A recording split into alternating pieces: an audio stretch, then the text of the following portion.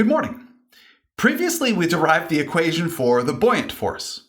Today, we are going to look at what happens to three different objects submerged in water. Flippin' physics. Bobby, remind me, what did we learn last time about the buoyant force? The buoyant force is a force which acts upward on an object when it is in a fluid. The magnitude of the buoyant force is equal to the force of gravity or weight of the fluid displaced by the object. And the buoyant force is the addition of all the forces applied by the fluid surrounding the object. And what is the equation for the buoyant force? Oh, well, because its magnitude equals the force of gravity acting on the fluid displaced by the object, the buoyant force equals the mass of the fluid displaced by the object times the gravitational field strength, little g. Yes, thank you, Bobby. I will point out that we usually use a subscript of capital B for buoyant and a subscript of lowercase f for fluid displaced. And Billy, that lowercase f for fluid displaced rarely gets confused with lowercase f for final. However, I recognize your concern. Okay. The buoyant force is often called Archimedes' principle because it was discovered by the Greek physician, engineer, and mathematician Archimedes.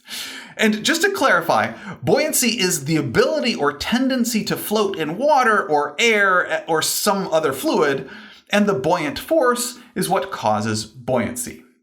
All right. Often the buoyant force's equation is used in terms of density and volume instead of mass. We know the equation for density is density equals mass divided by volume, which we can rearrange to get mass equals density times volume. And then we can substitute density and volume into the equation to get that the buoyant force acting on an object equals the density of the fluid displaced by the object times the volume displaced by the object times the gravitational field strength. All right, now let's begin looking at our three examples. All three examples will be objects submerged in this tank filled with water. Please realize that when an object is submerged in a fluid, the volume of the fluid displaced by the object is the same as the volume of the object. This is because the object has to move the fluid out of the way to occupy that space. When an object is submerged in a fluid, the volume of the fluid displaced by the object is the same as the volume of the object. Doesn't the object have to be completely submerged in the fluid for that to be true? When an object is submerged in a fluid, that means the object is completely surrounded by the fluid. So there is no reason to say completely submerged. All you have to say is submerged. Oh, okay, that makes sense. Actually, there's no reason to say completely surrounded either. Surrounded means to be all around something, so you do not have to say completely surrounded. You can just say surrounded. Sure, I agree. Completely. Nice. Yeah. Thanks. All right, let's dive into the water and look at our first object submerged in the water. Here you can see I am holding a wood sphere in the water. The density of this wood is roughly 660 kilograms per cubic meter. The density of pure water at room temperature is 1.00 times 10 to the third, or 1,000 kilograms per cubic meter with three significant figures. Clearly, the density of this wood is less than the density of water. That makes the density of this wood sphere less than the density of the water the object is displacing. Bo, please compare the magnitude of the buoyant force to the magnitude of the force of gravity, which are both acting on the wood sphere, and use that to determine which direction the wood sphere will move when I let go of it. Sure. We know the buoyant force acts up on the wood sphere and the force of gravity acts down. You are also applying a force on the sphere right now. However, you asked for what happens right after you let go of the sphere. So that force applied should not be in the free body diagram. Right, Mr. P? That is correct, Bo. Then the net force in the y direction equals buoyant force minus force of gravity. And it also equals mass times acceleration in the y direction. However, let's specify that that is the mass of the object. Buoyant force equals the mass of the fluid displaced by the object times the acceleration due to gravity. And we can substitute density times volume for mass into that equation.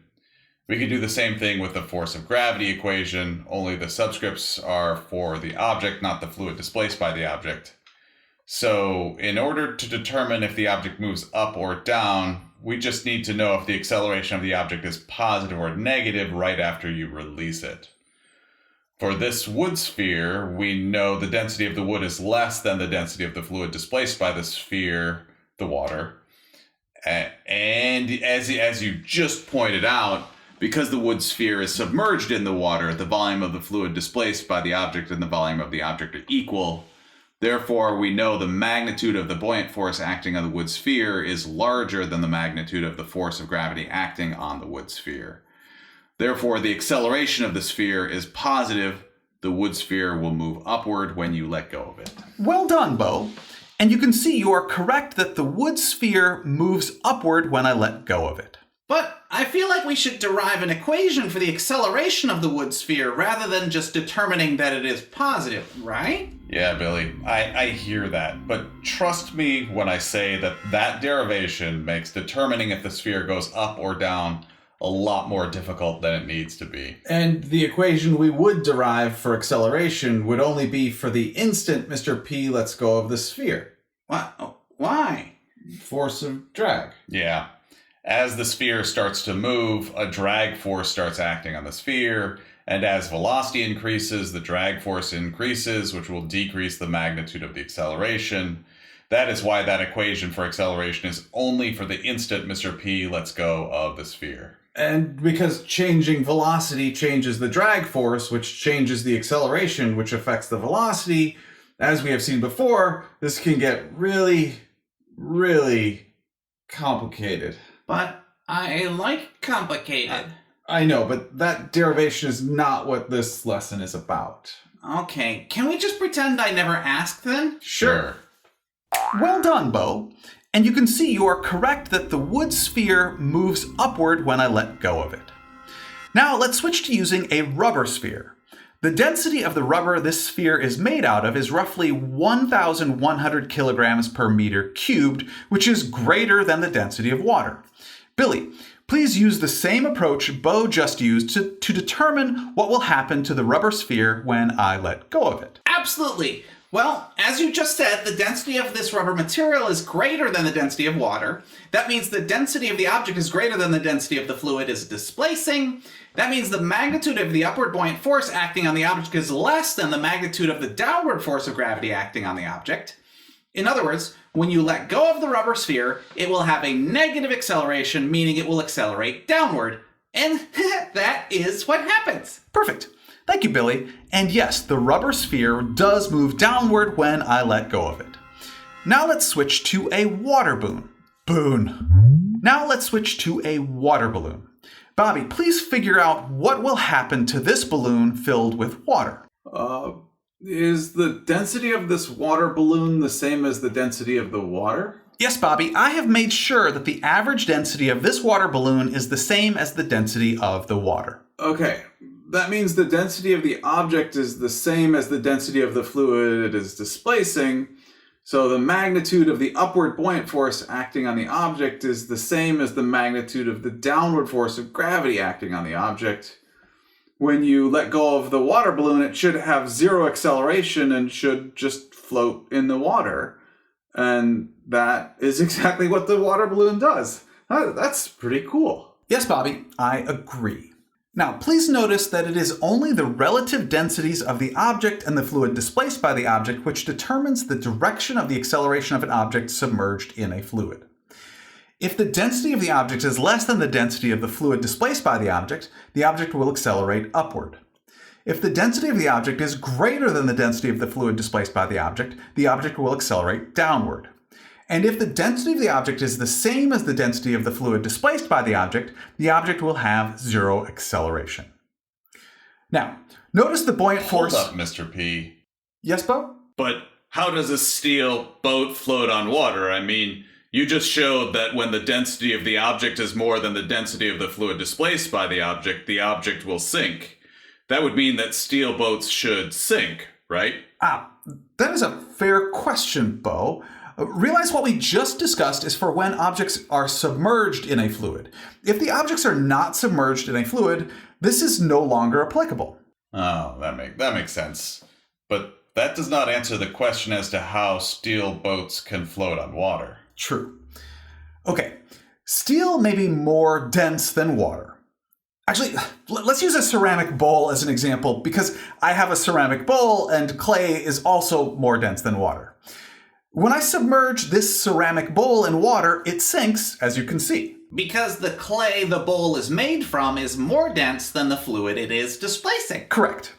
However, if I lower the bowl into the water, being careful to not let water into the bowl and let go of the bowl, you can see the bowl floats on the water just like a steel boat can float on water. Okay, I see. Because the density of air is much less than the density of water, the average density of the clay and the air inside the bowl is less than the density of the fluid displaced by the bowl, and that is why a boat made of steel can float on water. Thanks. Exactly. The air inside the hull of the boat has such a low density that it makes it so the average density of the boat is lower than the density of water, which makes it possible for steel boats to float on water. Just don't crash into an iceberg that tears a hole in the hull, letting in seawater that raises the average density of the boat and, well, you've probably seen the movie Titanic, right? I love that movie. Yep. Now, notice the buoyant force equation shows that buoyant force is independent of depth in a fluid. Nowhere in the equation is how deep in the fluid the object is. Typically, we deal with ideal fluids which are incompressible. That means the density of the fluid will not change with depth, so the buoyant force will not change with depth. This is similar to assuming the acceleration due to gravity is constant near the surface of the planet. It is not quite true, however, under normal circumstances, the error is negligible. So please, remember, in a typical physics class, the buoyant force is considered to be independent of depth in the fluid. Thank you very much for learning with me today. I enjoy learning with you. Actually, I do want to be forthcoming about something. The water in the water balloon I used wasn't just pure water. Wait, what? No. That's not good. No. I'm not happy. Mr. P? No matter how hard I tried, there was always some air trapped in the water balloon, and the balloon itself is made of rubber, which has a different density than water. To compensate for all that, I had to add salt to the water inside the water balloon. Oh, No. That is no. not okay. I know. Please accept my humble apologies and realize it took a lot of balloons and a lot of tries to get this water balloon to be in, well, close to translational equilibrium. Again, I am sorry. That's okay, Mr. P. Wait, did the physics work?